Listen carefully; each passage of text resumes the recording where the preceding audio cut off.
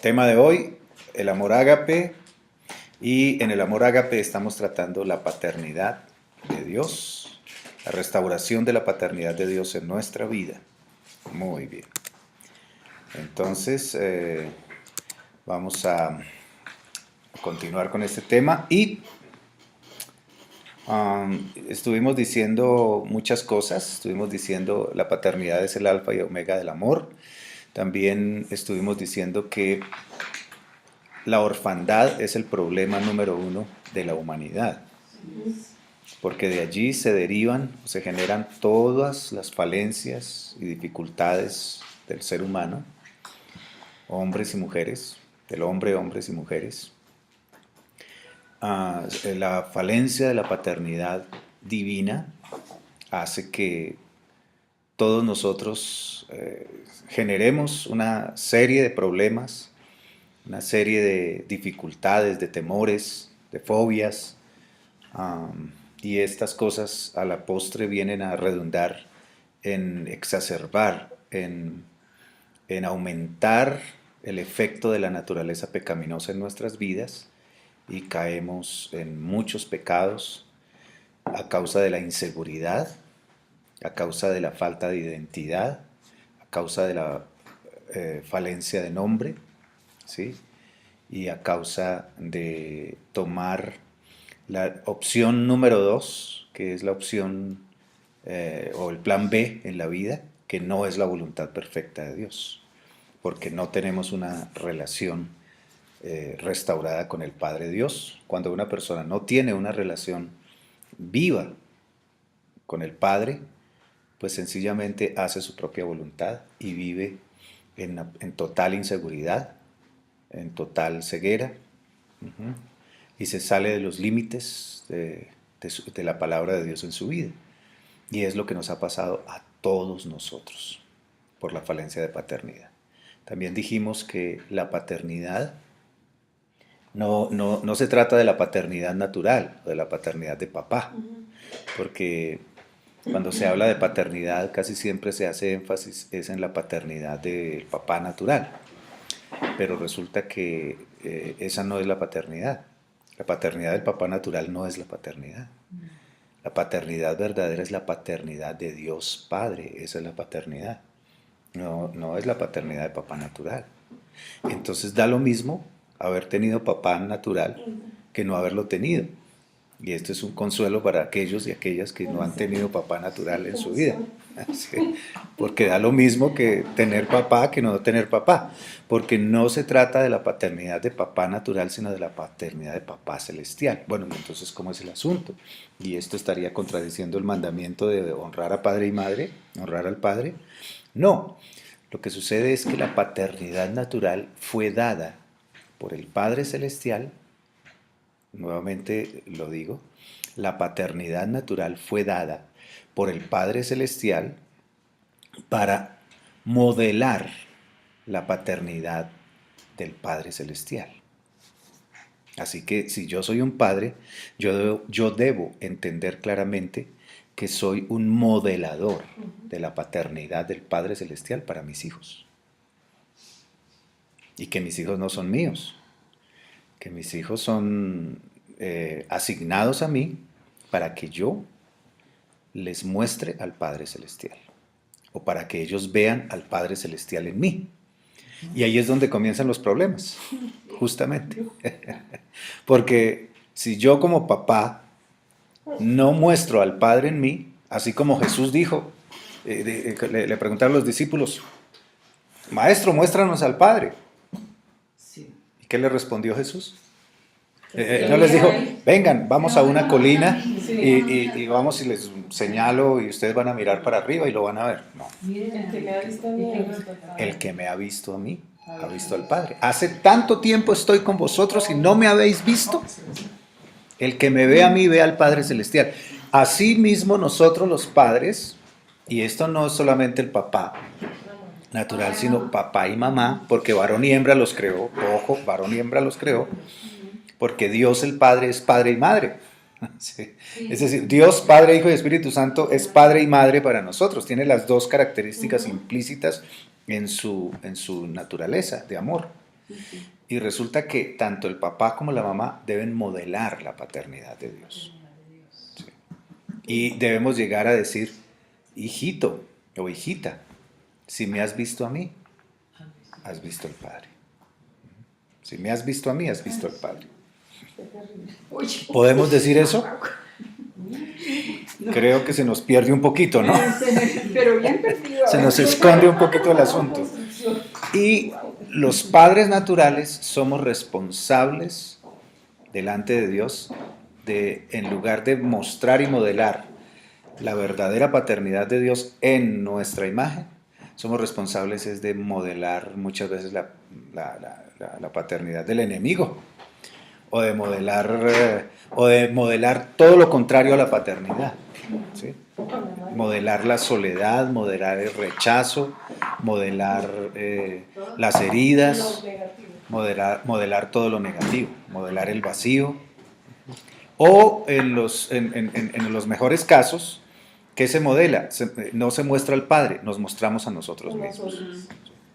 Jesús dijo claramente, el que me ha visto a mí, ha visto al Padre. Pero él también dijo, yo no vine a dar testimonio de mí mismo, ¿cierto? Yo no vine a hablar de mí mismo. Yo vine a hablar de mi Padre. Yo vine a hablar de las obras de mi Padre.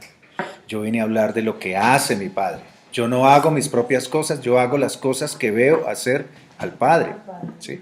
Entonces, ¿qué pasa con la paternidad en el mejor de los casos cuando los padres son muy responsables y muy amorosos, y padre y madre, y muy cuidadores, que ya el asunto se va, es para el lado de mostrarnos a nosotros mismos? Es decir, mis hijos son mis hijos míos, y nunca los voy a soltar, y siempre los voy a amar, pero los voy a amar con un amor posesivo, ¿sí? Ellos son míos, y no los suelto, y nadie me los quita, ¿sí? Y resulta que nosotros debemos entender que con el mismo amor que amamos a nuestros hijos, con ese mismo amor debemos entregarlos al Padre. En cierta manera lo que Dios le pidió a Abraham, ¿sí?, fue eso, porque resulta que todos sabemos, y el domingo estuve diciendo que Dios le pidió el sacrificio de Isaac a Abraham, ¿sí? Y al pedirle el sacrificio de Abraham a Isaac, pues nosotros sabemos que estaba tipificando su propio sacrificio, el del Padre sacrificando a su propio Hijo por nosotros, ¿verdad?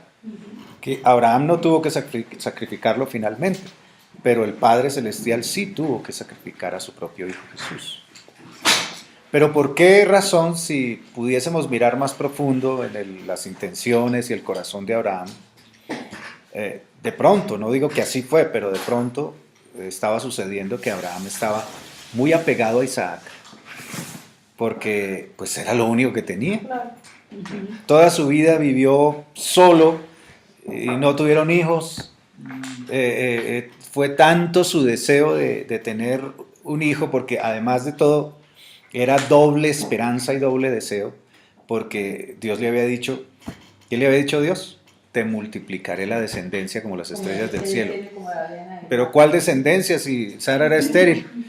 Y de 80 años sin nada. Eso ya era como para decir, Dios nos engañó, esa profecía era falsa. Imagínense, ¿a qué horas no ha venido ningún hijo? Y la promesa era que como las estrellas del cielo, y mire, ni uno tenemos, y ya ni funcionamos, ¿sí? Porque cuando vino la promesa, Sara se rió, dijo, ¿yo? ¿Pero qué? Y volveré a tener deleite con mi marido, y se rió, ¿sí? Entonces ellos ya ni solamente estaban dormiditos ahí en la cama, nada más. Y resulta que viene Isaac, nace Isaac, y entonces, ¿cómo no se va a pegar este hombre a su hijo Isaac? ¿Cómo no va a estar con su corazón apegado a él? Y Dios le hizo la pruebita, ¿no? Dame tu hijo, tu único hijo. Está hablando de su hijo Jesús, el Padre, proféticamente. Y estaba tratando de mostrarnos a nosotros lo que iba a significar para el Padre entregar a su propio Hijo. dame tu hijo, tu único hijo. Pero además Abraham seguramente estaba tan apegado que pues no lo quería soltar y él había pensado, este es mi hijo y nunca, jamás se apartará de mi lado, nunca lo dejaré ir, será mi hijo para siempre. Y así pensamos los padres, ¿verdad? Ahora que nosotros pensamos que Giovanna se va para el África y que probablemente ahí ya siga por el camino de las naciones, también nosotros pensamos en eso, pero igual, y también cuando las personas de la iglesia se van y uno no las vuelve a ver, pues uno los empieza a extrañar. Pero con unos hijos, ¿qué es lo que Dios quiere que nosotros hagamos? ¿Qué es lo que quiere el Señor que hagamos? Que tengamos la conciencia que esos hijos, por mucho que los amemos, son del Padre Celestial. Y que viene el momento en que tenemos que devolvérselos a Él. Y resulta que en la paternidad el varón, padre, debe hacer algo con sus hijos cuando ya están formados. Escúchenme este principio bien importante que lo practicaban todos los hebreos. Lo practicaron siempre. Cuando los hijos ya están maduros y uno siente el testimonio de Dios en su corazón, ya está maduro. ¿Qué es la madurez? Que ya físicamente, psicológicamente y en la formación de sus principios y sus capacidades, el entrenamiento básico y todo, ya ellos están listos, ya son adultos y ya ellos pueden por sí mismos hacer las cosas. En ese momento que más o menos da como en los hijos, según los hebreos, a los 30 años, ¿sí? A los 30 años. Entonces el padre llamaba al hijo y le decía, ven, tú eres mi hijo, bien amado, en ti yo tengo complacencia, eres mi hijo y eres igual a mí, te entrego la autoridad de mi hacienda y también la responsabilidad de mi hacienda. Y esto lo hacía en una fiesta delante de todos los amigos y delante de todos los familiares. Y le entregaba la llave de la hacienda, le entregaba lo que fuera que tuviera que entregarle. Y ya él era un hombre hecho y derecho, pues digamos un hombre responsable de su propia vida, de la hacienda, de todo. Seguramente también él podría pedir la herencia o el padre le entregaba la herencia. ¿Sí? Y ya, consiga esposa y cásese y váyase. Porque se cumple el mandamiento que dice en el Antiguo Testamento, cuando es establecido el matrimonio, dejará el hombre a su padre y a su madre, se unirá a su mujer y los dos serán una sola carne. Ahora eso también se hacía con el hijo primogénito, ¿sí? Pero debe hacerse con todos los hijos. Nosotros debemos hacerlo con los hijos. Cuando ya vemos que están formados, cuando vemos que todavía les falta mucho, no debemos hacerlo. Y resulta que hay una costumbre occidental de sacar a los hijos para la calle desde que todavía están casi adolescentes. Y esto está mal. En Estados Unidos, vaya, y en Europa creo que también. Salgan a los 17 o chao. Sí. Y están demasiado pequeños, aunque ya están grandes y ya son inteligentes y astutos y se saben mover. Ellos son inmaduros, psicológicamente, espiritualmente, en muchos aspectos de su vida, en su carácter, están inmaduros todavía, no están listos. Y ellos necesitan que se termine de formar el afecto paternal en sus vidas, que se termine de modelar la paternidad en su parte de mentoreo. El mentoreo de la paternidad es muy importante sobre los hijos. También para los líderes espirituales que se dedican a la iglesia, es súper importante entender que Dios nos pedirá cuentas, número uno, no por la iglesia, ni por cuántas ovejas nos ganamos, ni cuántas células hicimos. La primera pedida de cuentas del Señor es, ¿dónde están tus hijos? ¿Dónde está tu esposa o tu esposo? ¿Dónde están tus hijos? ¿Dónde están tus hijos? Es lo primero que el Señor nos pregunta. Dice, no, Señor, yo me gané 500 personas para ti, bauticé 30, bauticé 40, ¿sí? No, yo no te estoy preguntando cuántas personas te ganaste para mí. Buenas, ¿cómo estás? No te estoy preguntando cuántas células hiciste. Eso está muy bien, me parece muy bueno. Te felicito, hijo, por todas las células que abriste, por todos las personas que te ganaste por la calle, por todas las liberaciones que hiciste, pero mi pregunta a ti, hijo, es, ¿dónde está tu familia? Tu esposa y tus hijos, ¿dónde están? ¿Sí? ¿Qué hiciste con ellos? Ah, no, Señor, es que yo vivía muy ocupado con la obra, con tu obra, Señor, y con tanta consejería y con tantas liberaciones y con tantas cosas. ¿Sí? ¿Y dónde están tus hijos? ¿Ves? Entonces, la paternidad es súper importante delante de Dios. ¿Sí? La paternidad, que recapitulo un poquito, la paternidad natural no es el objetivo. Paternidad, maternidad no es el objetivo de la vida. Y no es para que nosotros solamente celebremos el Día del Padre y el Día de la Madre y entendemos eso como paternidad, celebrar el Día del Padre y el Día de la Madre. La paternidad de Dios es que nosotros modelemos, la paternidad es que nosotros modelemos la paternidad de Dios con nuestras vidas, para nuestros hijos primeramente y en segundo lugar, para todos aquellos que Dios los manda como hijos, porque hay dos tipos de hijos.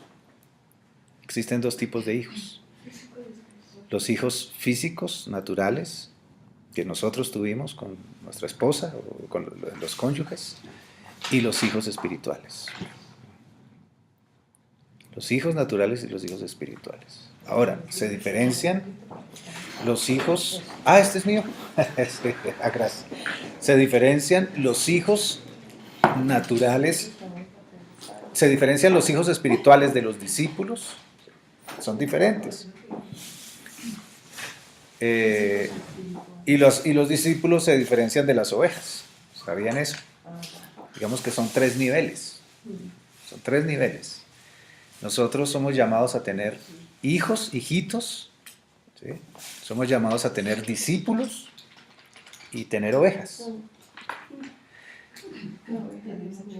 Y aquí es donde tenemos los círculos. Aquí tenemos los círculos o las órbitas del discipulado y mentoreo, o las órbitas relacionales. Entonces, escriban un subtítulo: órbitas relacionales en cuanto a la paternidad. Órbitas relacionales en cuanto a la paternidad.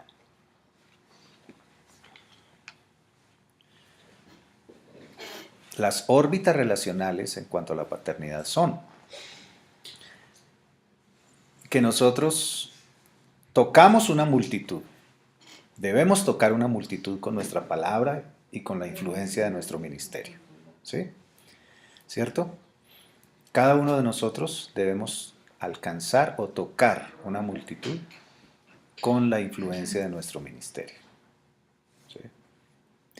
Es cuando ministramos iglesias, cuando ministramos gente, cuando predicamos masivamente, cuando predicamos en medios de comunicación, cuando escribimos, etc. Cuando ministramos en general. Ahora, la siguiente órbita más cercana, porque esto es como en el sistema solar, la órbita más lejana es la multitud. La siguiente órbita en vía de acercamiento, ¿sí?, es la órbita de los 70. Una persona puede relacionarse de forma lejana, puede relacionarse con 70 más o menos, 70 personas. Es decir, alcanzarlos regularmente puede ser con la palabra, con el testimonio, con la influencia más directa. No puede tener amistad con 70 personas, pero sí puede influenciar de forma más cercana a esas 70 personas. Y 70 personas es más o menos como el círculo o la órbita de personas que pueden estar trabajando de manera unida o concatenada con el ministerio que Dios nos ha dado. ¿Sí? Jesús llamó a 70 y envió a 70 a sanar y les delegó en ellos autoridad para sanar y todo esto.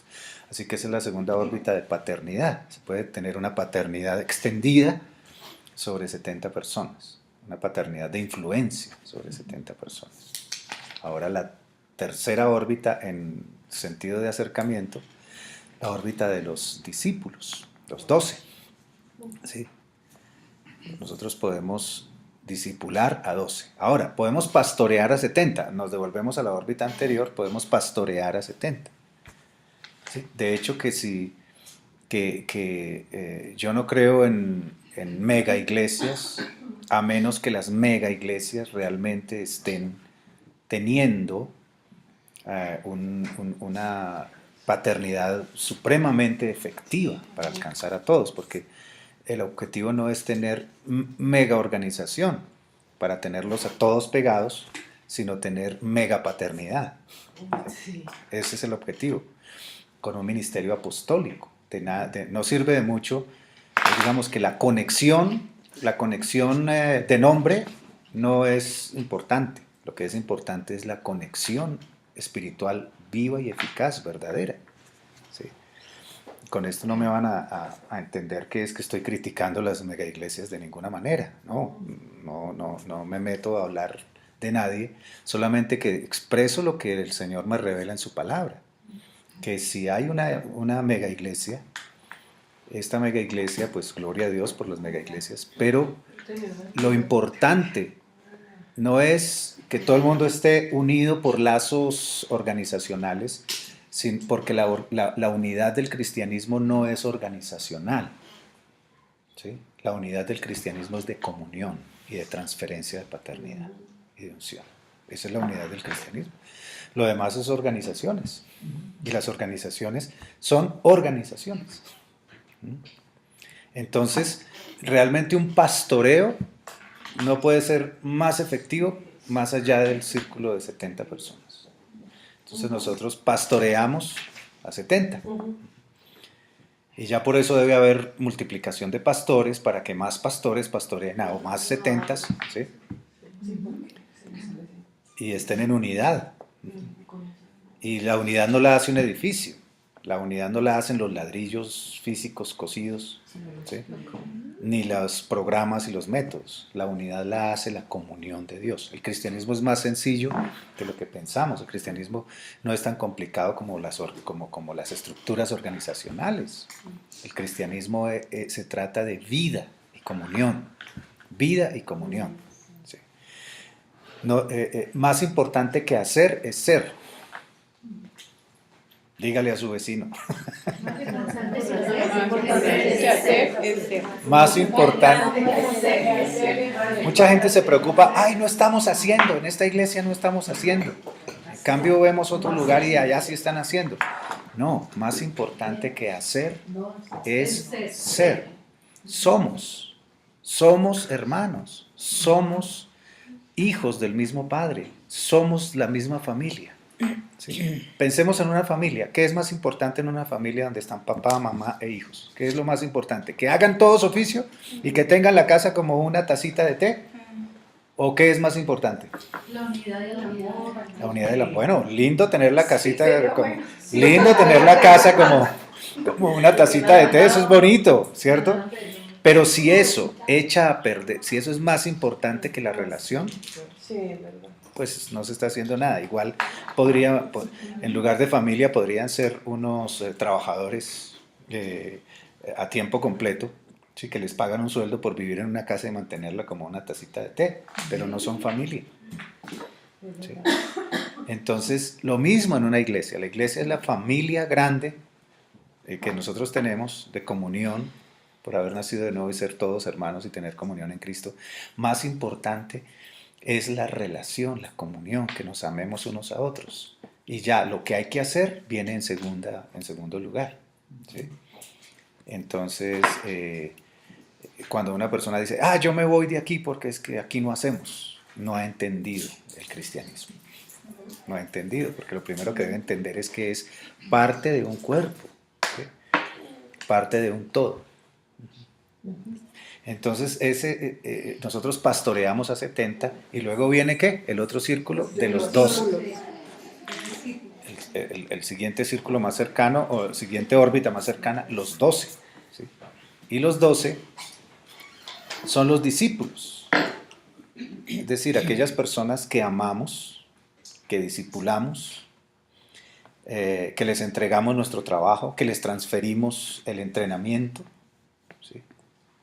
Les transferimos entrenamiento enseñanza, les impartimos vida, porque hay diferencia entre impartir, enseñar y entrenar. Son tres cosas distintas. ¿Cuáles son? Impartir, Enseñar y enseñar. enseñar y entrenar. Tres cosas distintas. Y las tres cosas debemos hacerlas con los discípulos. Impartir, entrenar y enseñar.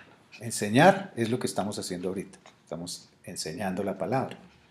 Impartir, ¿qué es impartimos el espíritu que Dios nos ha dado, impartimos los dones, impartimos la unción que Dios nos dio sobre los demás. Esta es más intangible. La enseñanza es completamente tangible porque se está dando una instrucción doctrinal.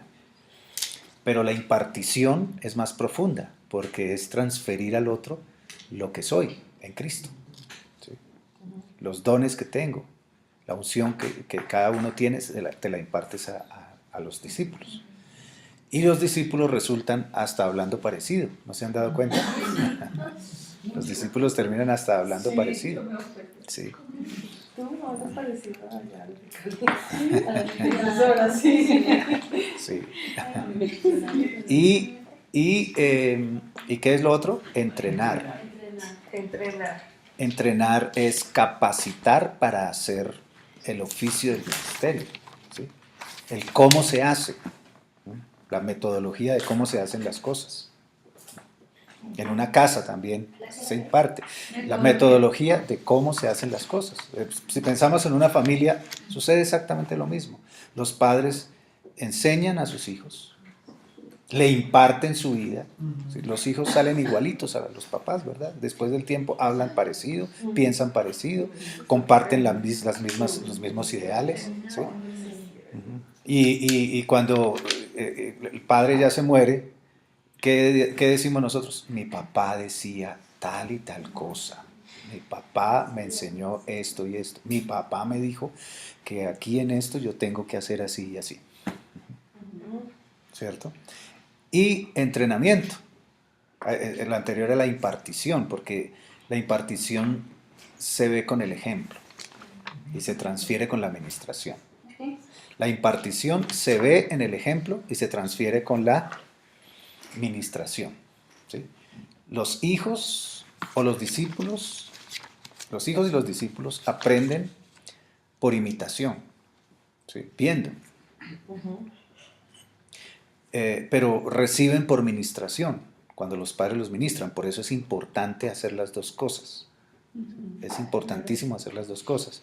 Es necesario imponer manos sobre ellos, orar sobre ellos, ministrarlos, porque allí se da la impartición. Y es importante que ellos nos vean cómo hacemos las cosas y hacerlas nosotros muy bien, porque lo que enseñamos solo es el 30%, nada más. Las personas están captando de nosotros la enseñanza en un 33%, ¿sí? La impartición en otro 33%, y nos están observando para ver cómo tienen que hacer, y ese es el otro 33%. ¿Sí? Entonces, esa observación de cómo hago yo las cosas es importante. Por eso debemos es una responsabilidad muy grande ser un padre y ser pastores, porque toda la gente está viendo qué hacemos. El domingo, por ejemplo, yo sentía, y el Señor me hablaba, que en la medida en que yo como líder esté andando metido en la presencia de Dios y esté metido en el horno de fuego de su presencia y su gloria, en esa misma medida todos me están viendo a mí y ellos van a imitar y van a ir más allá. Pero si el pastor está por ahí ya todo así aburrido y con cara larga, y pues toda la gente va a decir, se va a desconcertar y va a decir, ¿qué pasa? ¿Verdad? Si los pastores no están, o digamos que no los están viendo las ovejas, ni los discípulos, ni los 70, ni las ovejas, ni los discípulos, ni los hijos, no los están viendo cómo actúan ellos, cómo hacen, cuál es su pasión, cuál es su fuego, cuál es su trabajo, qué cosas hacen, en qué cosas se esfuerzan, pues sencillamente no va a haber un buen ejemplo para imitar y para seguir. ¿sí? Así que tenemos una responsabilidad como pastores y como líderes de poner el punto bien alto con el compromiso de nuestra vida, porque todos nos están viendo. Y todos, ¿y qué es lo que van a hacer todos? En su inconsciente o en su subconsciente, todo el mundo dice, yo quiero hacer esto y esto, así como lo hace mi pastor o la persona que va adelante. Yo quiero ser así, ¿cierto? Y qué lindo cuando una persona puede decir de otro, yo quiero ser como tú. Hace poquito una niña nueva en la iglesia le decía a Natalia, ella tiene 15 años y Natalia le lleva 10, y ella decía, cuando yo tenga 25, yo quiero, mi meta es llegar a ser como tú. Qué linda. Y que eso es honra. Eso es honra. Claro, es ejemplo. Entonces, qué importante es esto. Qué importante es que nosotros nos esforcemos, no por aparentar, sino por ser. ¿Sí? Porque podríamos aparentar ser no sé qué, que no somos, pero eso también, esto se discierne. Las personas lo disciernen. Las personas no son tan tontas. Las ovejas sí son tontas, pero no tanto. ¿Sí? Las ovejas son tontitas. ¿Sí? Sí, pero eso es parte de las ovejas. ¿Sí? ¿Por qué? Digamos que no es que las ovejas sean tontas, sino que son dóciles. ¿Sí? Son dóciles. Se dejan llevar. Una oveja se deja pastorear. Un cabrito es el que no se deja. ¿Sí? La oveja se deja pastorear. Pero la oveja sabe, digo que no es tonta en el sentido que sabe reconocer la voz del pastor cuando la llama. ¿Sí? Mis ovejas oyen mi voz y me siguen. Las ovejas no oyen la voz del lobo, ¿sí? Oyen la voz del pastor. ¿Sí? Entonces, las ovejas también tienen discernimiento para ver y para percibir que el pastor está aparentando o fingiendo, o que lo que está haciendo sí lo hace con honestidad y con sinceridad. ¿Sí? Entonces, pero ustedes, los que están aquí, no se crean tan ovejitas. Ustedes, los que están aquí, están para ser imitados. Ustedes son un liderazgo de servicio. No me gusta tanto la palabra liderazgo ni líder. ¿Sí? Son servidores, ¿sí? Puestos por Dios para ser imitados por otros. Por eso el apóstol Pablo decía, haceos imitadores de mí, así como yo de Cristo. Haceos imitadores de mí, así como yo de Cristo. Qué importante. Entonces, la paternidad, en cuanto a este tercer círculo en sentido de acercamiento, es la paternidad sobre los discípulos. Pero viene otra órbita todavía más cercana. Es la órbita de los íntimos, o llamémosla la órbita de los hijos. La órbita de los hijos. ¿Y qué es la órbita de los hijos? Dios nos da hijos espirituales. Dios nos da, además de discípulos, nos da hijos espirituales. ¿Perdón? Con el perdón de todos. Tintito. Nos da hijos espirituales. Un hijo es una persona que tiene una relación todavía más estrecha y más íntima para darle amor, y realmente está en el mismo nivel de los hijos naturales. ¿Sí? Un hijo espiritual está en el mismo nivel de los hijos naturales, tiene un nivel de relación así. Claro, a los hijos naturales pues les damos una mayor especialidad por cuanto son doblemente hijos, que son hijos naturales e hijos espirituales. Son doblemente hijos. Y con los hijos naturales podemos tener mayores confianzas que con los hijos espirituales. ¿Sí? Pero en sentido espiritual son igualmente hijos. Igualmente hijos. Y debemos tratarlos como tal. Que si esto es bíblico o no es bíblico, ¿dónde está la demostración? Bueno, no tenemos el tiempo de mirar los versículos, pero busquen ustedes. Todos los apóstoles trataron a ciertas personas como hijitos. Y no solamente hijos, sino con diminutivo, cariñoso, hijitos míos. Pablo, Pedro también. Pedro lo dijo, Pablo lo dijo, Juan lo dijo. Juan era el especialista porque Juan es el que tiene más profundidad en cuanto al amor, porque fue el íntimo hijo de Jesús. Hijitos míos. Pero era de los hijos del trueno, ¿no? Después se volvió. Era de los hijos del trueno. Sí. Sí. Jacobo y él eran de los hijos del trueno.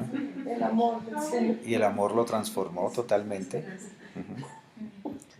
Y la mamá de ellos dos también, ella era de esas señoras que les gustan buscar palancas. Aquí decimos palanca, es que va y quiere promover, quiere favorecimientos especiales.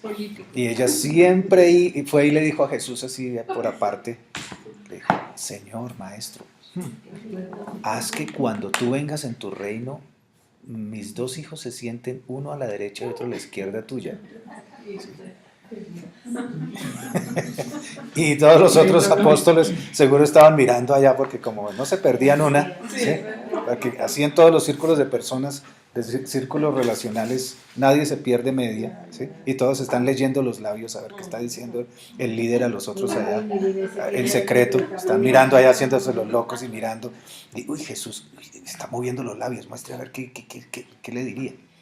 Y ella estaba diciéndole eso precisamente. Quería sacar ventaja sobre los otros.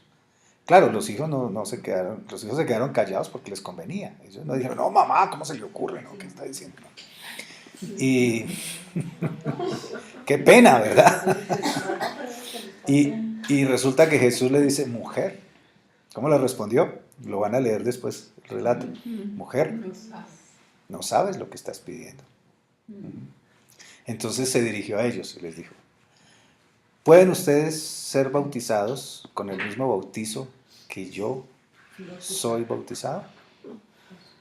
Y ellos ni tenían ni idea qué estaba diciendo, pero pues como ellos estaban sacando pecho y eran machos, somos hombres, varones, podemos, Señor, nosotros podemos. Ah, sí, bueno, pues a la verdad les digo que sí serán bautizados con el mismo bautismo que yo soy bautizado. ¿Y de qué bautismo está hablando Jesús?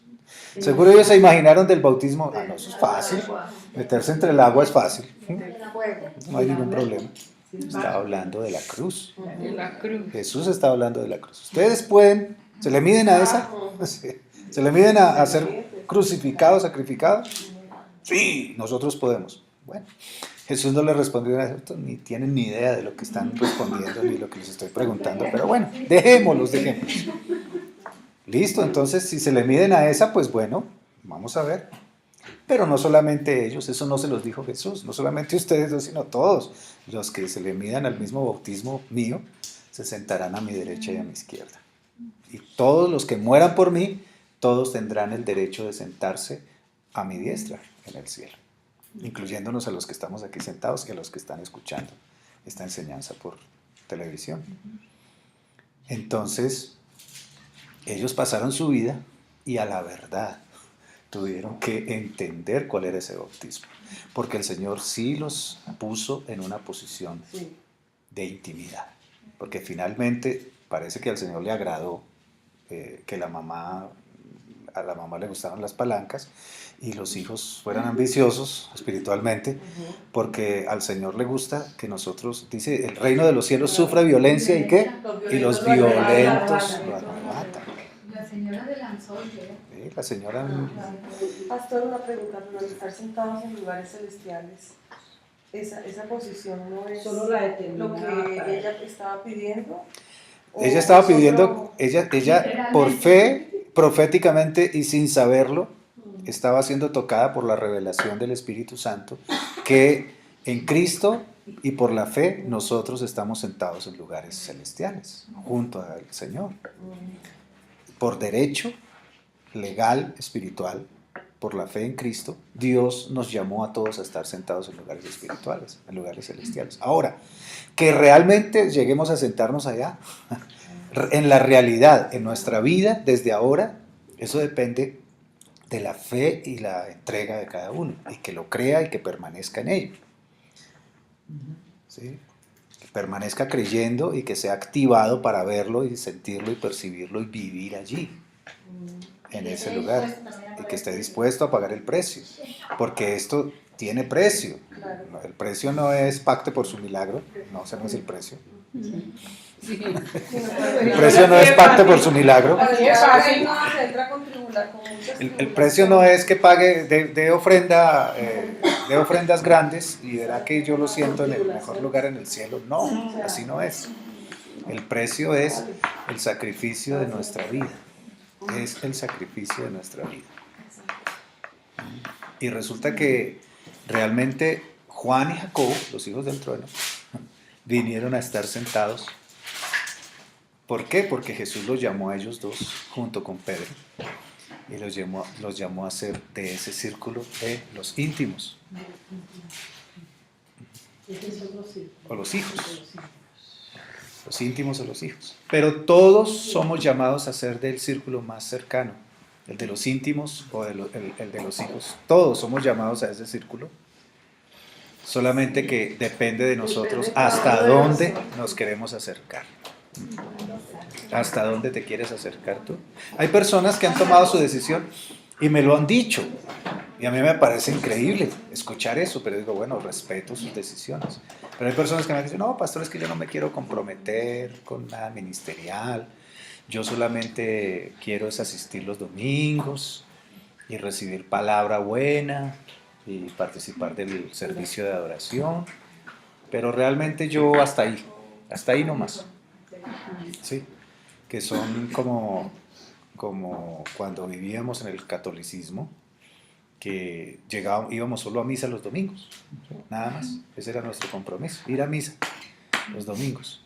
Y ellos también vienen a misa los domingos, muchas personas vienen el domingo y no, si uno los compromete, yo he perdido gente de la iglesia porque dije, este ya lleva como 10 años acá y solamente viene los domingos. Se me ha acercado a personas y le digo, mira, es que quiero que te comprometas.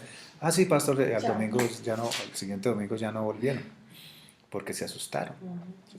Porque lo único que querían era congregarse allá en un rinconcito y no tener más sino ir a misa los domingos. ¿Sí? Y realmente cada cual se acerca hasta donde quiere. Cada cual se acerca al círculo o a la órbita que quiere. Pero ¿a cuál órbita quieren acercarse ustedes? A la órbita del centro, a la de los íntimos. Sí, a la de los íntimos. Y hay que ser ambicioso en eso. Digamos que en lo que no debemos ser ambiciosos es en la plata, en las cosas materiales de este mundo. En lo que sí debemos ser ambiciosos es en las riquezas espirituales, pero más que todo en la cercanía con la paternidad de nuestro Dios en Cristo.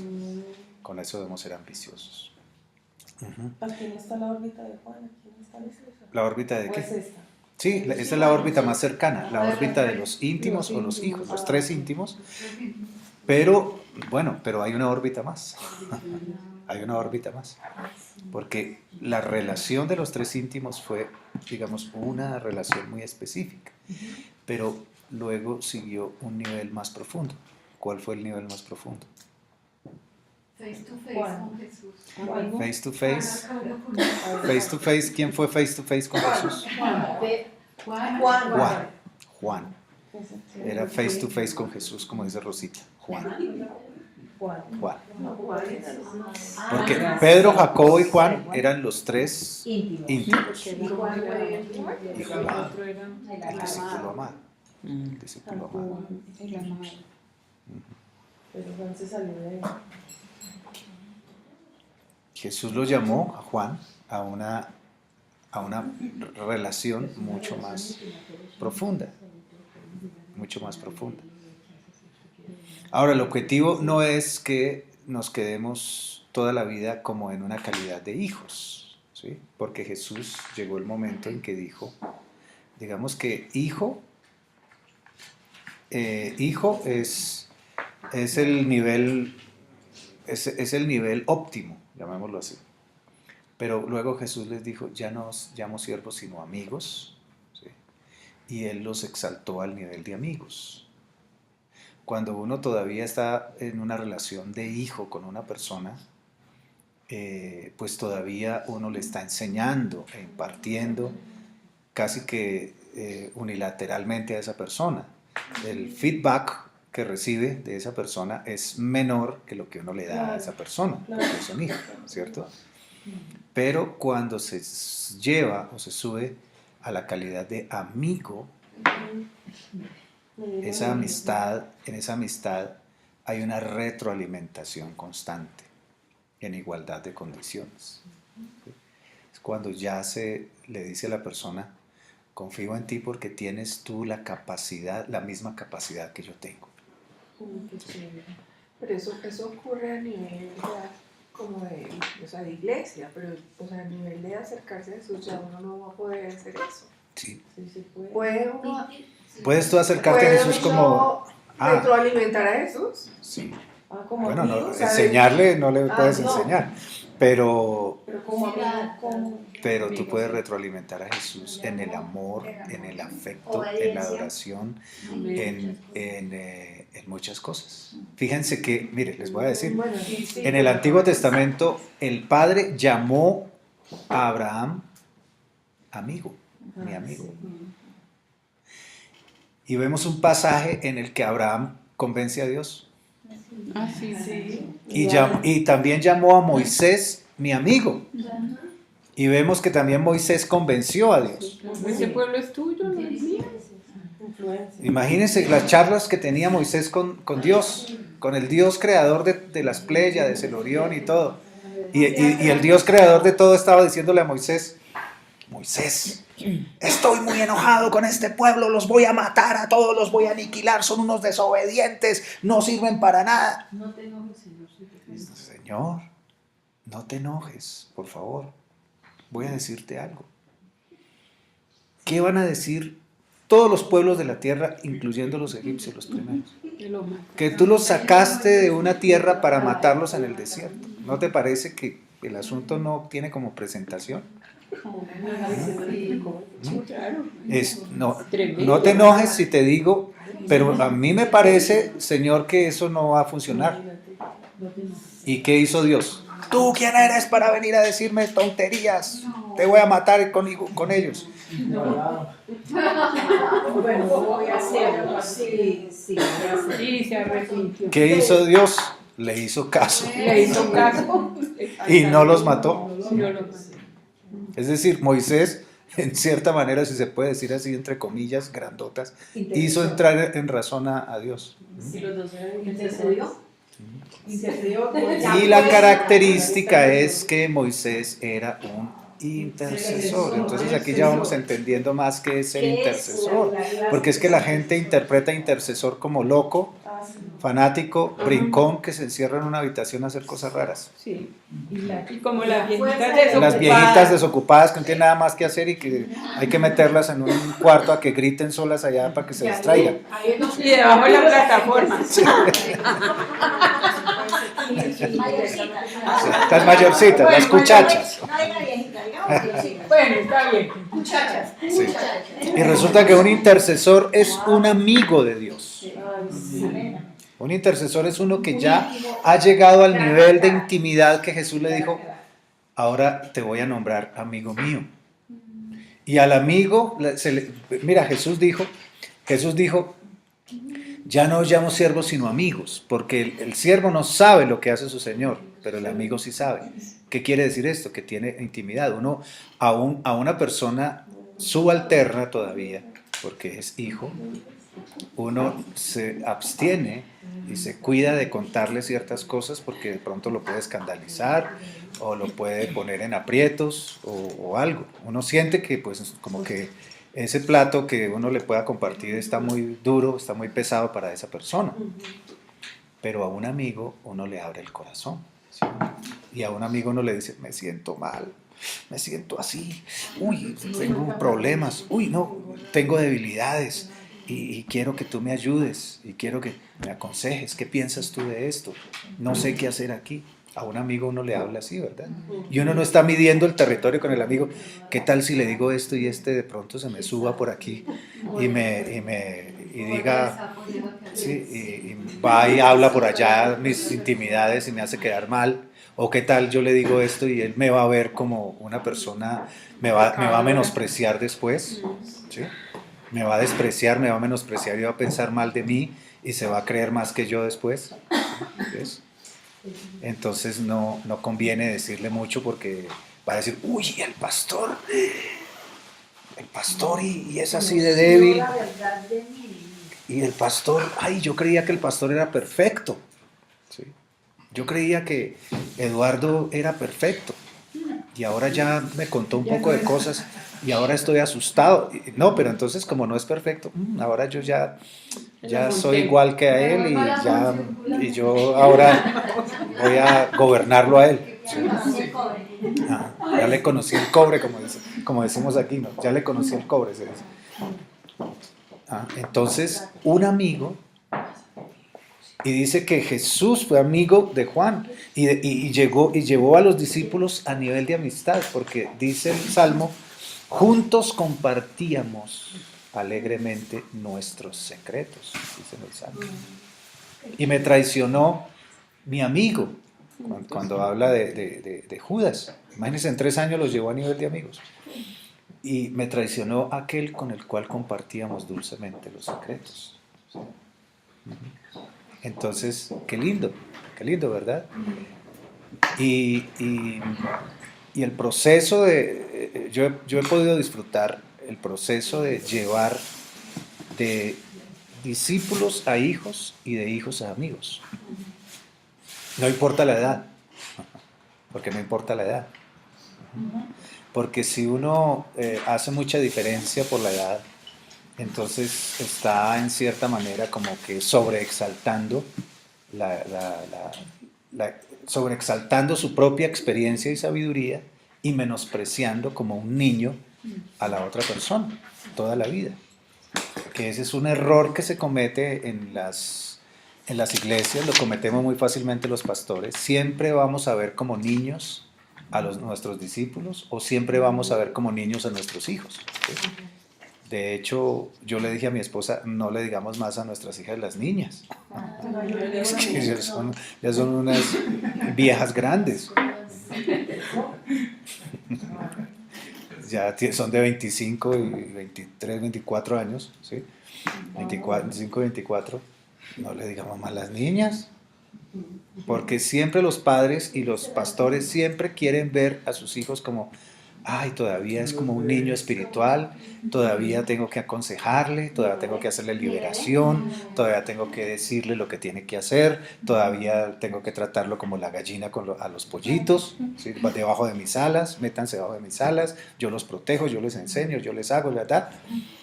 Y resulta que ya tienen más de 10 años en Cristo y todavía se portan como niños y los pastores todavía se portan como pastores con ellos y resulta que ellos se dan cuenta de los errores que cometen y todas las cosas y los pastores todavía tratando de aparentar que no, que todo está muy bien, que todo aquí está perfecto, que yo soy más grande que tú y tú todavía eres un niño que está aprendiendo y lo que pasa es que no sabes, ¿sí?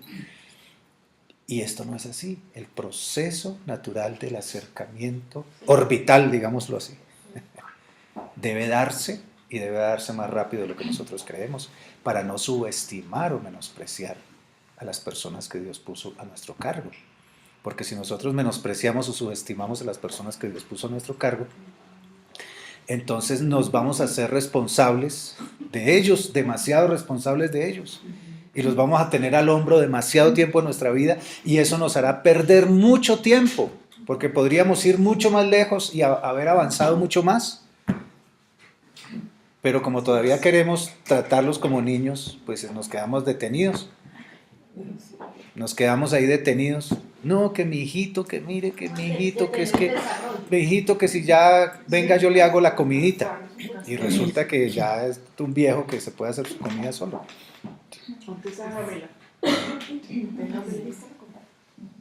Exactamente. Entonces, qué importante es que, ahora, no es como entrenar y votar la gente, no. Es entrenar, pero llamarlos a nivel de intimidad y llamarlos a nivel de amigos. Así Jesús desarrolló esa intimidad. Vamos entonces a a cerrar aquí para cerrar esta primera parte de la enseñanza. Pastor, una Y- pregunta, por favor. Un segundito.